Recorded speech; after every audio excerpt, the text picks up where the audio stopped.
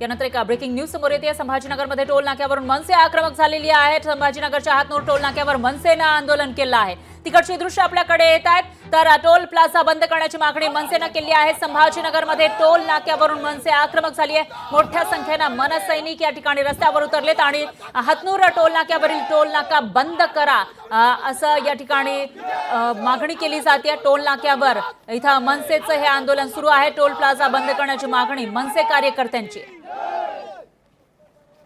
याविषयी अधिक माहितीसाठी आपले प्रतिनिधी सचिन बडे हे थेट आपल्या सोबत जोडले गेले आहेत संभाजीनगर मधून। सचिन, काय सांगाल? मनसैनिक टोल प्लाझा बंद करा या मागणीसाठी आक्रमक झालेले दिसतात। नेमकं काय म्हणणं आहे त्यांचं? का हा टोल प्लाझा बंद करण्याची मागणी ते करतायत? फराजी, आपण पाहताय की महाराष्ट्र नवनिर्माण सेना आक्रमक झालेली आहे आणि त्यांनी छत्रपती संभाजीनगरातील कन्नड हातनूर या ठिकाणी असणारा टोल नाका तो बंद करावा अशी मागणी केलेली आहे। आपण जर या ठिकाणी पाहिलं तर तुम्हाला दृश्य दिसत असेल की टोल नाका दिसतोय तुम्हाला या ठिकाणी, आणि हा टोल नाका बंद करण्यात यावा अशी मागणी जी आहे ती महाराष्ट्र नवनिर्माण सेनेने केलेली आहे। आणि या टोल नाक्याच्या समोरच महाराष्ट्र नवनिर्माण सेना बसलेली आहे। कार्यकर्ते पदाधिकारी आहेत, त्यांच्याकडून जाणून घेऊयात काय त्यांची मागणी आहे। तुम्ही काय सांगाल, काय मागणी आहे तुमची? का मागणी करताय की टोल नाका बंद व्हावा?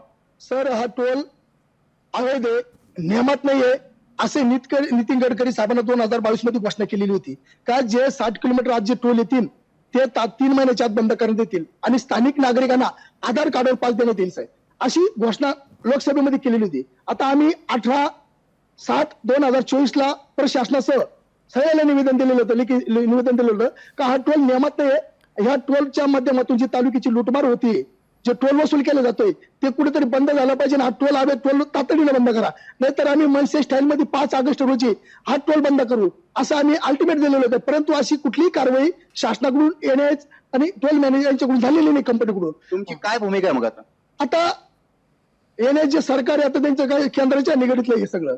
नितीन गडकरी साहेब हे राष्ट्रीय रस्ते मंत्री आहे, त्यांच्या घोषणेनुसार हा टोल बंद झाला पाहिजे, त्याची अंमलबजावणी झाली पाहिजे। आमची नाही अंमलबजावणी, आमची नका करू, पण ते केंद्रीय मंत्री ना, रस्ते मंत्री, त्यांची अंमलबजावणी झाली पाहिजे, त्याची घोषणेची अंमलबजावणी झाली पाहिजे। हा टोल अवैध आहे आमचं असं म्हणणं आहे, तालुक्याच्या जनतेचं म्हणणं आहे। तालुक्याची लूटमार बंद होण्यासाठी हा टोल बंद होणं खूप गरजेचं आहे साहेब। मग त्यासाठी मनसे सैनिक कोणत्याही थराला जाऊन हा टोल बंद करू शकते साहेब। मग पोलीस प्रशासन पुढे ताकद नाही लागली आम्हाला तर आम्ही जेलमध्ये जायला तयार आहे, पण टोल बंद करणार। आपण या ठिकाणी पाहतोय पोलिसांचा मोठा फौजफाटा बंदोबस्त या ठिकाणी पाहायला मिळतोय आणि काही जरी झालं तरी जोपर्यंत हा टोल नाका बंद होत नाही तोपर्यंत आक्रमक पावित्र्य घेतलंच आहे। जर टोलच बंद झाला नाही तर त्या ठिकाणी खळखट्याक आंदोलन जे म्हटलं जातं सुद्धा पाहायला मिळू शकतं। मात्र आंदोलन या ठिकाणी पुढे स्वरूपाचं बनतंय आणि त्यांनी सांगितलंय की टोल नाका हा बंद व्हायला हवा आणि ते मुदतही देत आहे। निश्चितच सचिन, आता मनसैनिकांची मागणी मान्य होते का ते बघावं लागणार आहे। दरम्यान धन्यवाद तुम्ही दिलेल्या या सविस्तर माहितीसाठी। लोकशाही मराठी ऐका, पहा, जागरूक रहा।